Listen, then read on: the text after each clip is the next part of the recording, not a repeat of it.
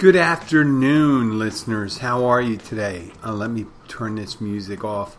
This is Jim the Keys Bartender coming to you from Key Largo. I'm recording right now because I am making myself a cup of coffee. I feel like such, I don't want to say it because it's part of the stuff I wanted to talk to you about. It's about using certain words that I wish didn't have those connotations, but here we go. Yesterday I worked a double.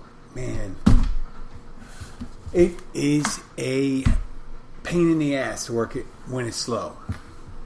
You got to be like on your toes about entertaining yourself, and I get hyper observant and yappity when I'm drinking. I need to drink coffee and shit like that.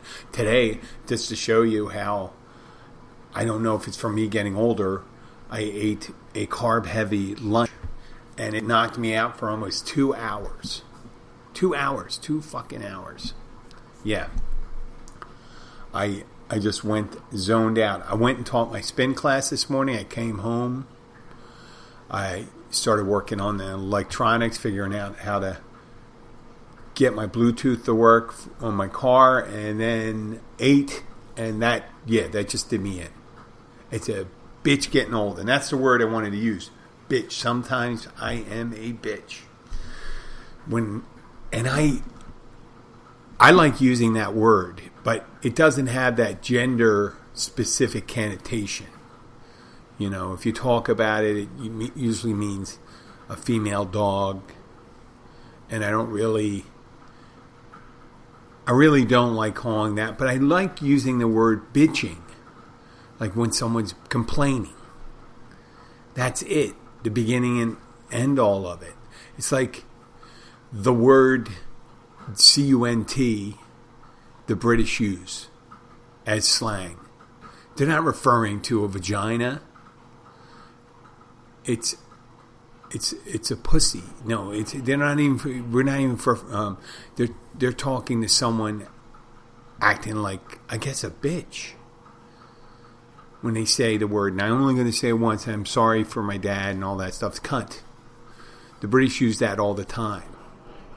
And it's, I'm sure it's a socioeconomic thing that people, but I always enjoyed the word bitch.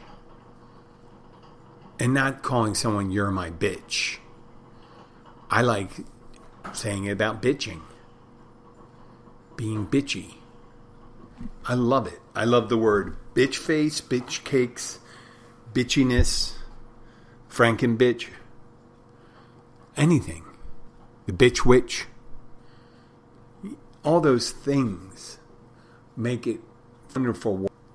And as soon as I start seeing it, I write it down in my book, and I write down the title, Sometimes I'm a Bitch. And I flip on the TV, and here I am kind of passing out here. I'm going to pause for a second. Let me put this on pause so I can pour myself a cup of coffee. It looks like it's done. I'll be right back. So, yeah, I was making myself coffee because I was coming out of a carb hangover. It's the way I convert carbs, I guess. I just get real nappy. Not like nappy in my hair, but sleepy. Delicious coffee. A little strong, too. Ooh. So I put on the TV, and I'm watching this comedy. A stand-up comedian, Tom Segura.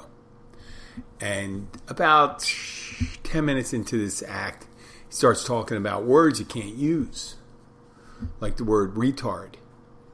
When referring to someone acting, saying that's retarded. I understand that. And he didn't go to the act when he's talking about bitch. And I guess that was one. He says he doesn't like not being able to use the word midget and things like that. And I said, wow. I wrote this down so I have evidence that I was writing this bit. I never saw this, the comedian talk about this one.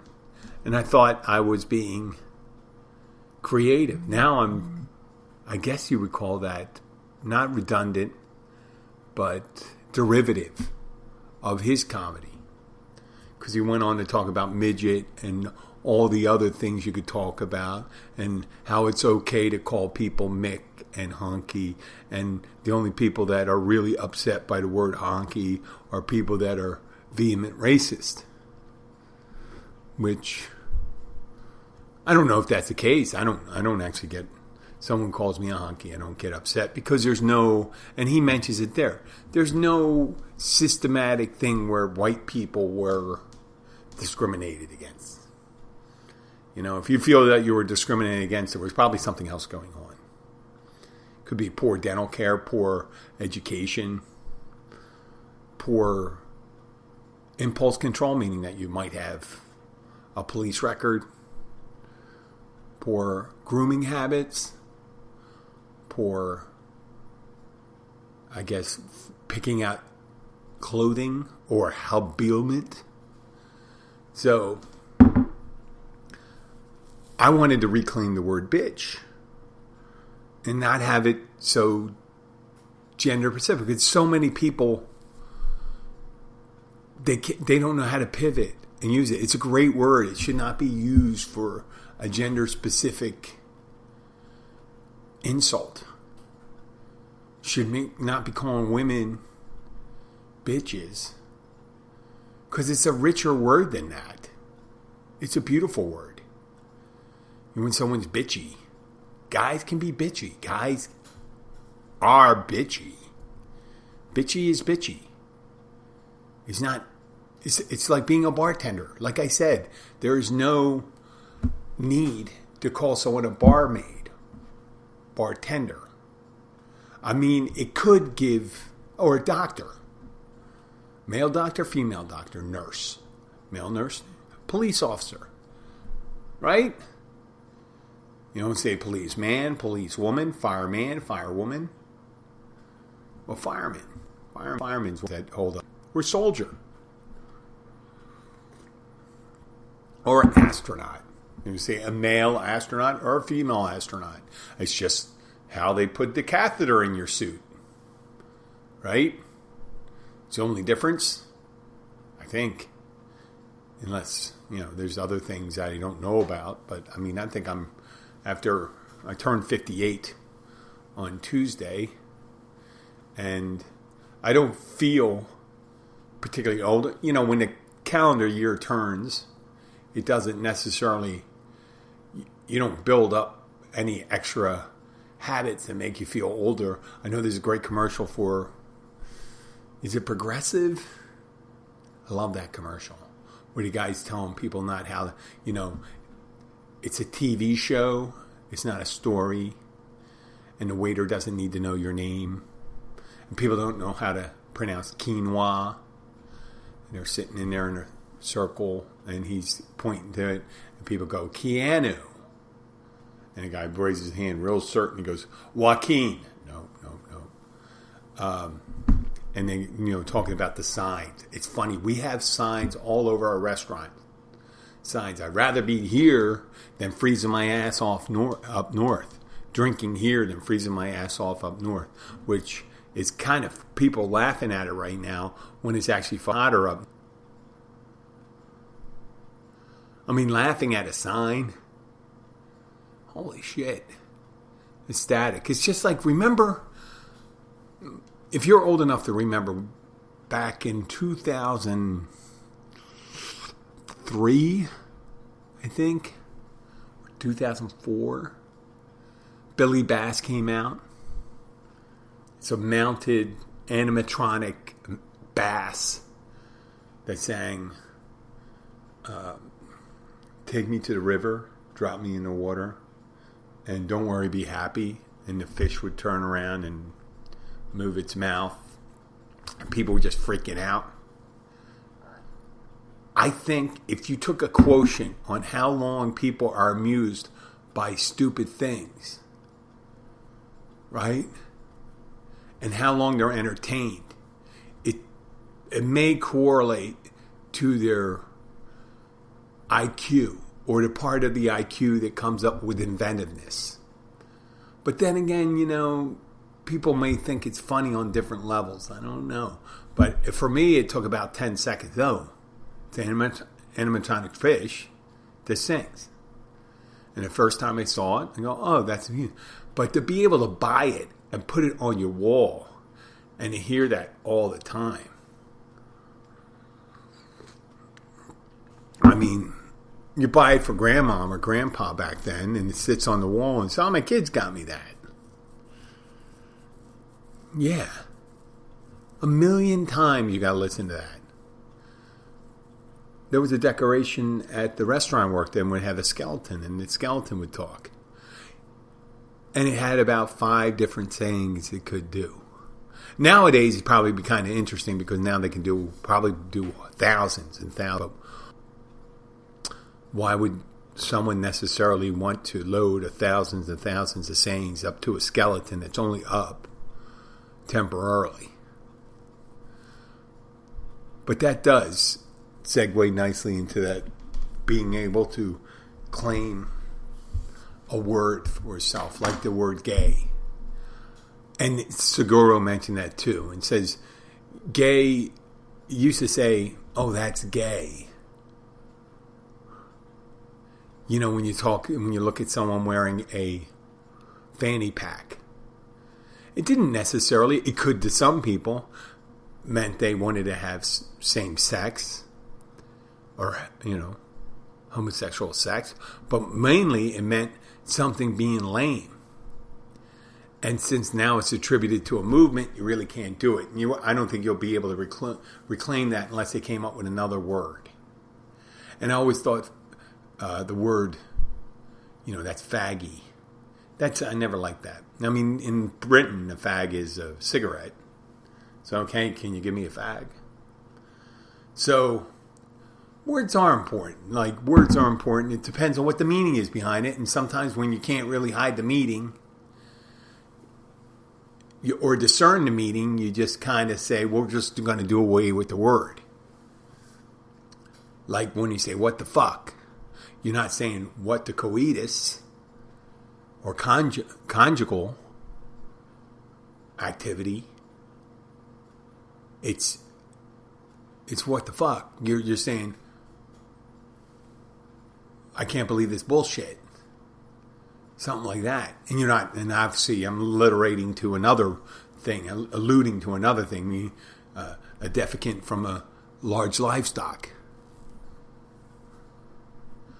It's the literal meaning that gets people upset.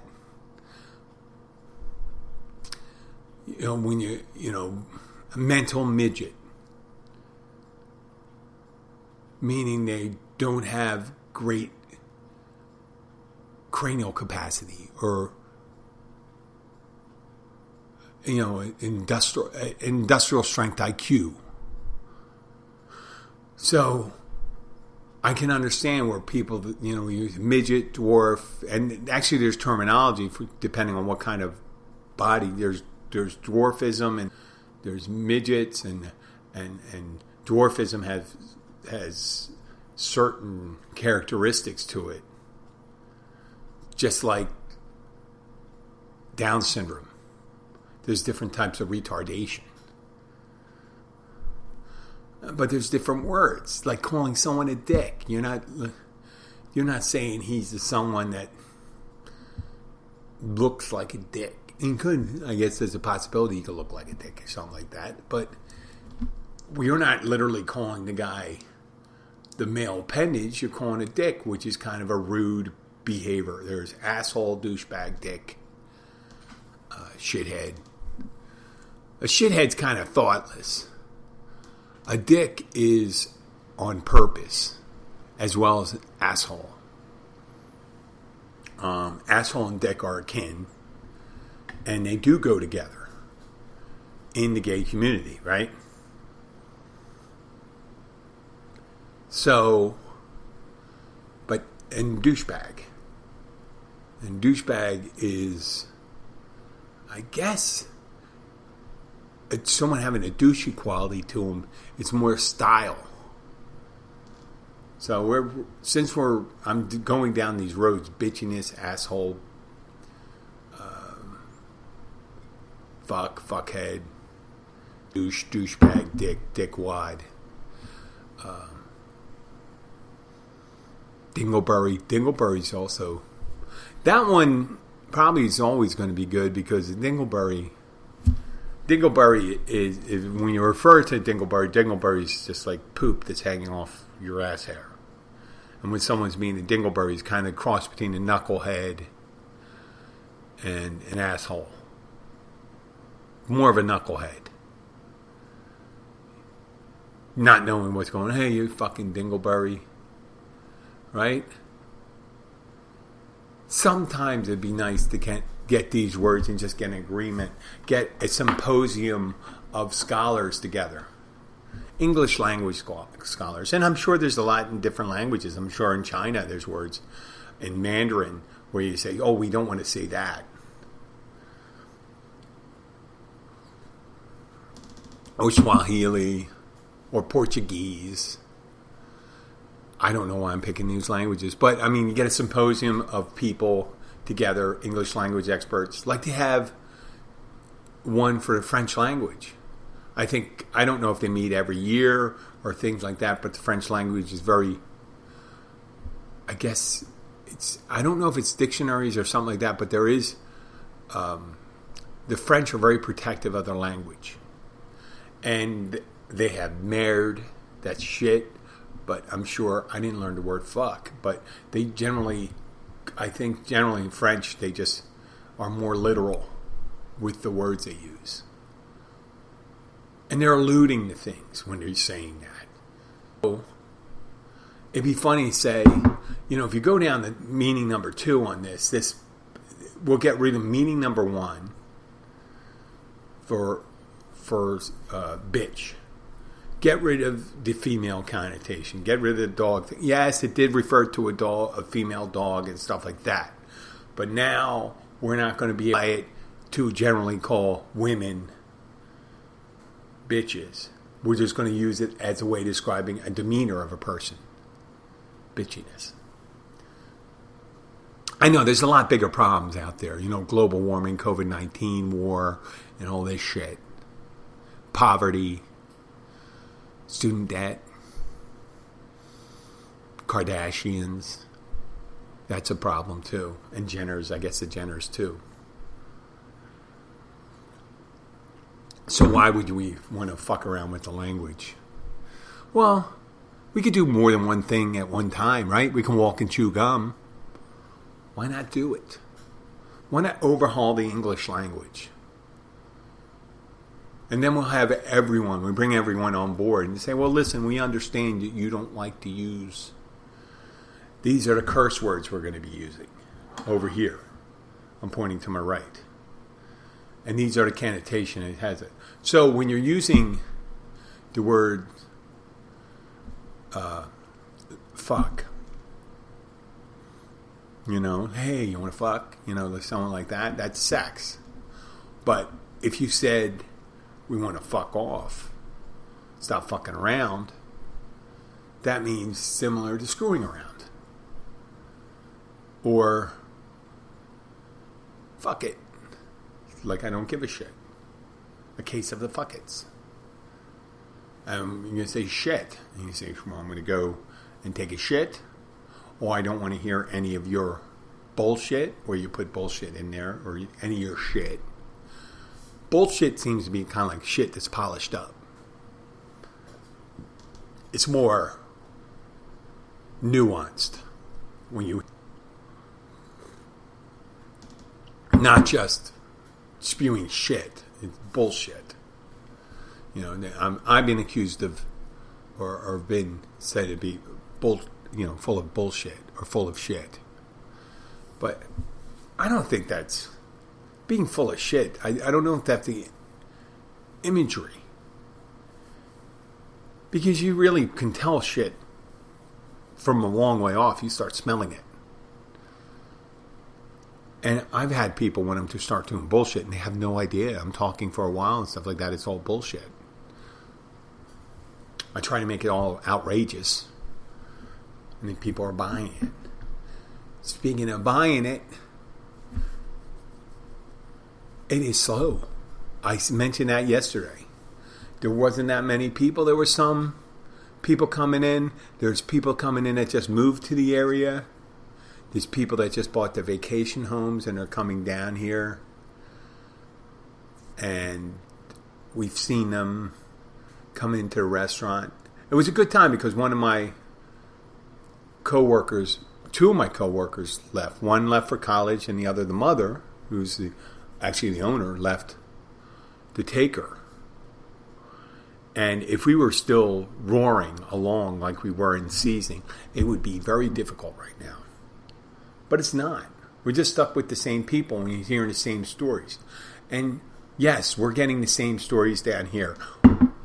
We're in a smaller community, so you have certain people in the community when something happens to them, it makes a bigger impression.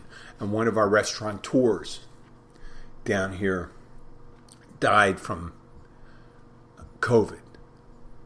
That was on a ventilator and died 2 days ago. And it's been making rounds. And I didn't personally know the person. I ran into him several times, spoke to him. When I say personally known, it's like you know each other. She may have known who I was. I may have known who she was. But I still feel bad for him. Yes, obviously, you don't know the person. I'm not one to show up at funerals where you just said hello to people a couple times. But once I start learning about them and they start showing you pictures and stuff like that, then I feel obligated. It sounds kind of callous, but I don't mean to be callous. I don't know if there's anything worse than showing up for a funeral and not knowing anything about the person sometimes. Unless it's for a funeral for someone that doesn't have anybody show up for, then it makes sense. I'm here for that person. I did mention when I was in Poland, we went to this mountain church, and it had a graveyard next to it. And I saw a couple children's graves, and they look like they haven't been visited in years. I couldn't find the one I originally saw, and they have these candle vending machines off the side where you can buy candles, and you put them on the grave, and that's what I was looking for. I bought a couple candles, so I had to go and look for some older children's graves, and some old graves that were not,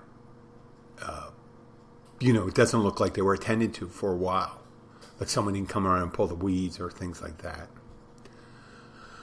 I was kind of nostalgic for that. And you're thinking, hey, Jim, you're not that religious. Why are you going and doing that? And I said, well, I don't think you have to be religious to really memorialize someone. I mean, some people, if they are, I don't get it. If they are religious and they think the body is lying in the grave, obviously, the body's lying in the grave. That's a scientific fact, unless you're grave robbers and stuff like that. This is not that episode to talk about that.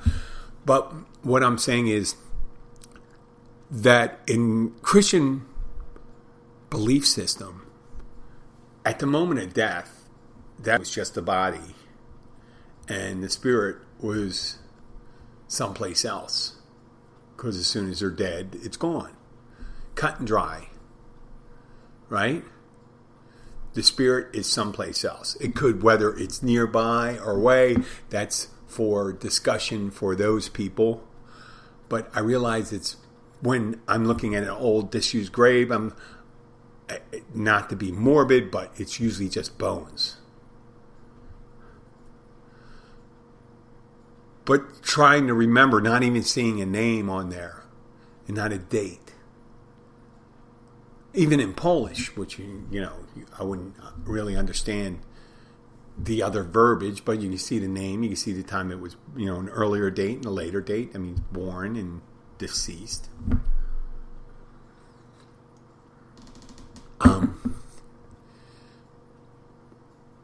If graveyards are so, why wouldn't the people, the believers, put more effort into taking care of these grave sites? That's why I would never want to be really buried any place. I don't want people coming back and worshiping my remains. or praying to them or praying over or going to see. Maybe that's where like ashes. I always like the ashes when you go and say, hey, listen, but they got this movement where you can just get your body put into a ball of a tree, and your body is used as nutrients for the tree. I think that's pretty interesting. And out of every belief system, I think it's a pretty good thing. If you're a Hindu and stuff like that, or anything that believes in reincarnation, anybody that believes in reincarnation is a great system. Christian, why wouldn't that work either? How wasteful is the stuff where we're taking concrete vaults, putting them in the ground, taking another box, paying thousands of dollars for it, with padding inside, a pillow for a dead person. Oh, to make them comfortable, right? Okay. Putting them in this comfortable box in there that after 2 or 3 months, you know it isn't that comfortable in the box. Something's going on in there. Right? And it ain't pretty. And I don't mean to be depressing. So I remember when I would have these discussions with people about cremation and saying, well, I believe that we're resident body. Well, I mean, if they're able to take a decomposing body and resurrect it and bring it back to something that you'd want to talk to, right? Not something out of Dawn of the Dead. Then why wouldn't they do the same thing with ashes? You know, what if all those people that are just bones and you just give them, oh, the skeleton is your great uncle over there. He got resurrected whole body. You know, because thank God he wasn't cremated, because it'd just be ashes. See the logic there and stuff? It only worked for people, the resurrection thing, even with Jesus, it was 3 days, and they used ointment and stuff like that, and he didn't decompose anymore because, you know, I think they mentioned in the Bible that no blemish would occur on his body or something like that after the fact. So I don't get that reticence to not cremate. Why not? You know, I always said, why not an explosion? Like a nice cannon, you know, to say, hey, listen, this is what we're going to do. Jim left in his instructions that he wants one of the guns from a World War II battleship, 16-inch gun. I think he'd be able to. You have to break my shoulders maybe to get me in there. But we're going to put his body inside a canister, fabric canister, I guess, something biodegradable. And we're going to put that in, and the way they put the shells, they put the powder behind it, and we're going to fire it, and it's going to go 26 miles in that direction and explode. That's great. I mean, everyone is thought of everything. Taking ashes and putting them in nail polish, launching it into space, cryogenically freeze someone's head in hopes, I think that was Walt Disney and Ted Williams, the baseball player from the Boston Red Sox. To think that someday when we have the technological know-how, we'll be able to bring their head back. And then what if they're able to bring the head back and still haven't figured out the body thing?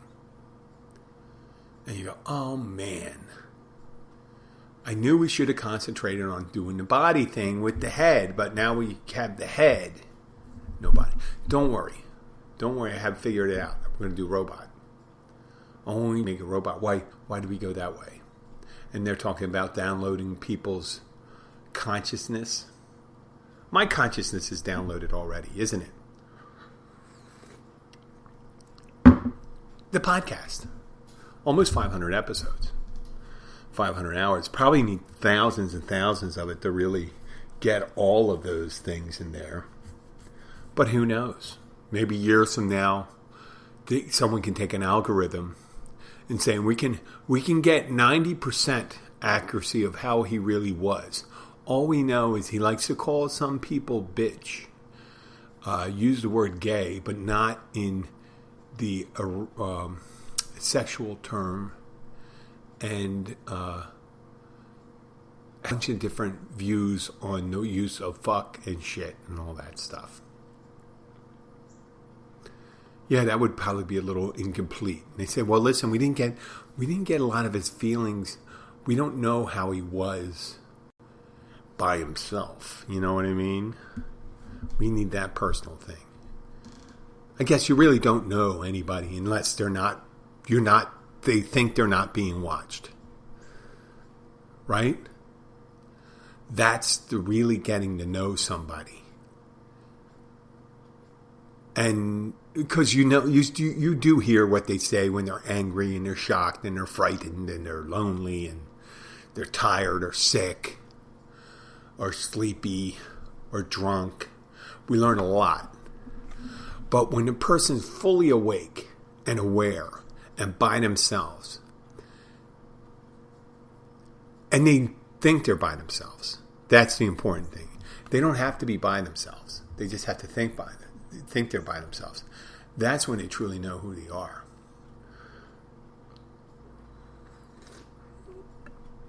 If you talk, and I guess if the person verbalizes privately, that's an accurate way to say it, isn't it? If they say what they're thinking when they're alone, and this doesn't count, obviously this doesn't count what I'm doing here because I'm making the assumption that it's going to be listened to. And I'm thinking it's being listened to a lot more than I thought. And I just recently had that. I just read another thing about Spreaker and a podcaster who's much more well-known than I am. Matter of fact, I think he got like $100 million to have his show exclusively on Spotify. But these are observations. I understand it's kind of hedonistic or chauvinistic or egotistical to think that my opinions or thoughts matter. But luckily, I don't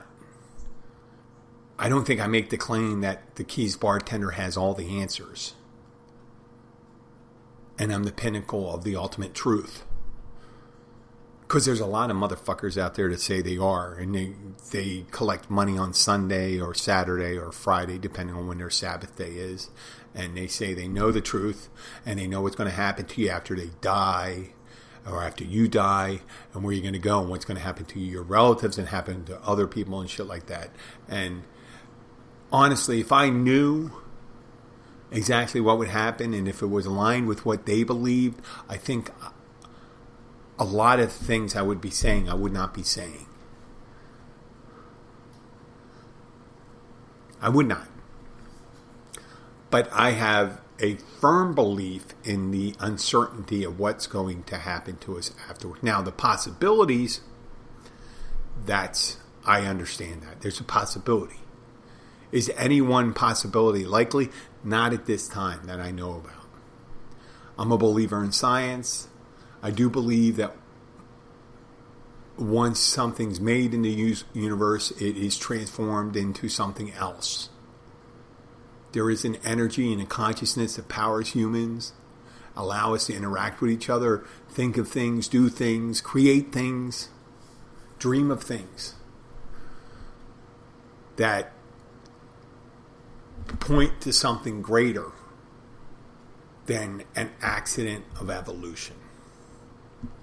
Do I know what it is? No, I don't. Do I want to make?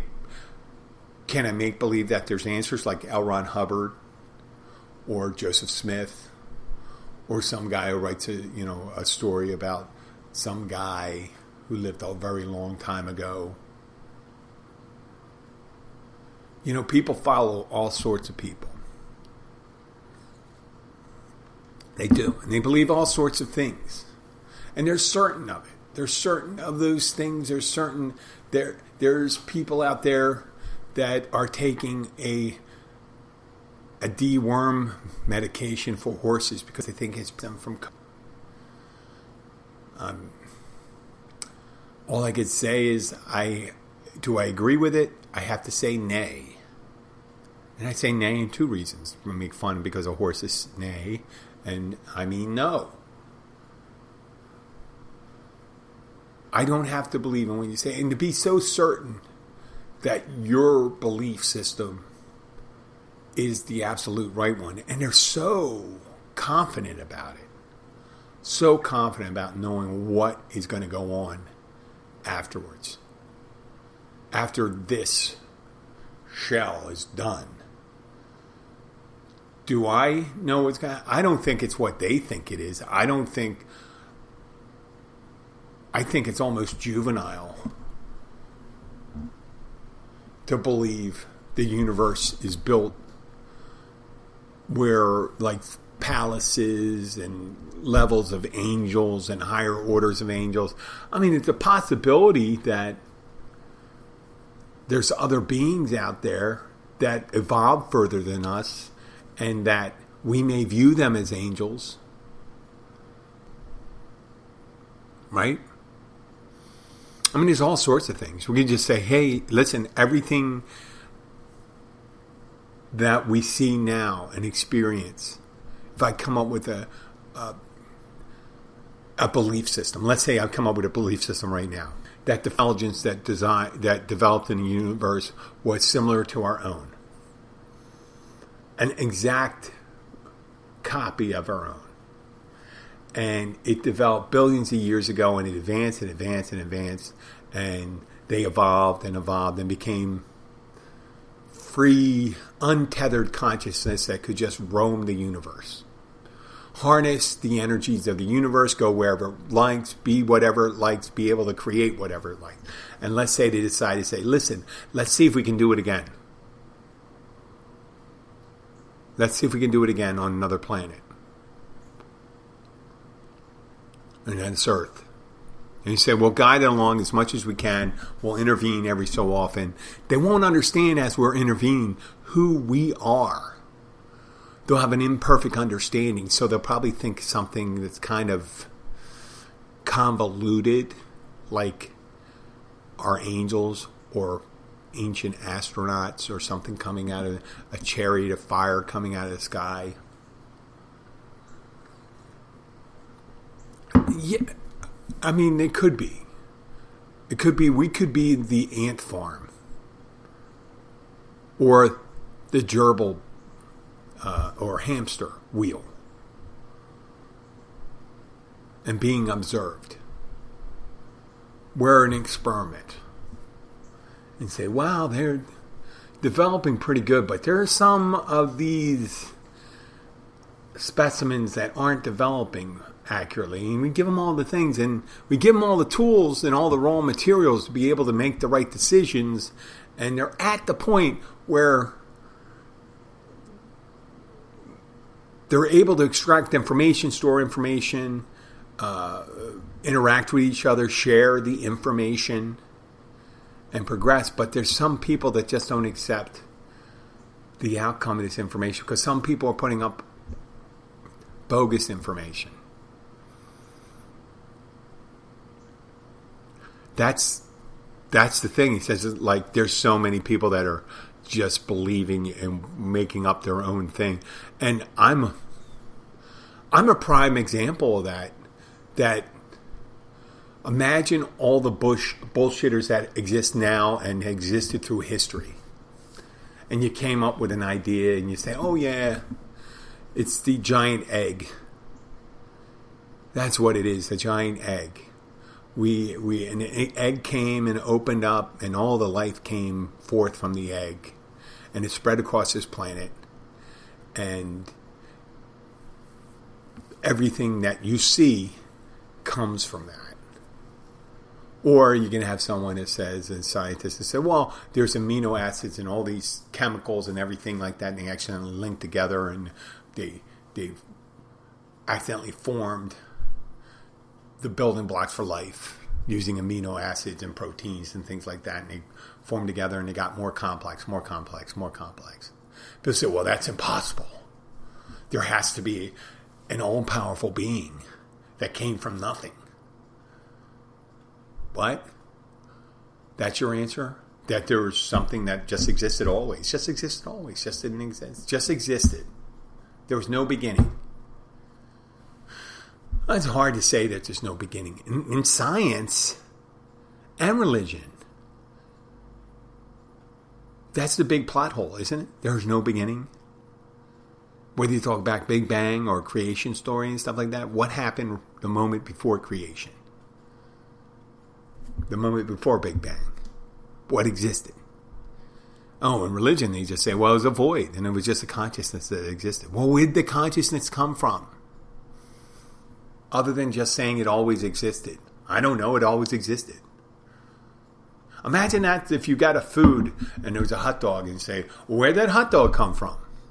I don't know. It's always existed there. Well, that's not true. It's hot. It had to come from water, and then someone had to, make it. Well, I'm going to leave it at that. That's a little deep thought. I don't know why we got so deep today. I think part of it had to do with me eating all those carbs and taking a nap. I got to get ready for work. Kind of trying to sport some facial hair right now. I'm doing a goatee. I'm gray now, so I don't know why I do this anymore. It just makes me look fucking older. But I want to do it. I want to see how many remnants of my dark hair is left of my beard. I'd like to thank you for listening to The Keys Bartender. If you like the show, please share it with your friends. Remember, my email address is jim@keysbartender.com. That's jim@keysbartender.com. You're welcome to send me an email. I don't know if people are deleting that on these services I have. I'm going to say it a couple more times. Like the show, share it with your friends, share it with your family. Like our social media pages. We have a Key Bartender page on Facebook, and I have a Twitter feed and an Instagram account. I don't know why I got an Instagram. Maybe I'll get TikTok one time. I don't know, because that doesn't really make any sense, because that's more for like 13, 14-year-old girls and boys. Right? And once again, just send me an email. Just to know that you're listening. I go, hope that microphone was working good. I just plugged it in. We will find out. I'd like to thank you for listening, and I will talk to you later. Bye.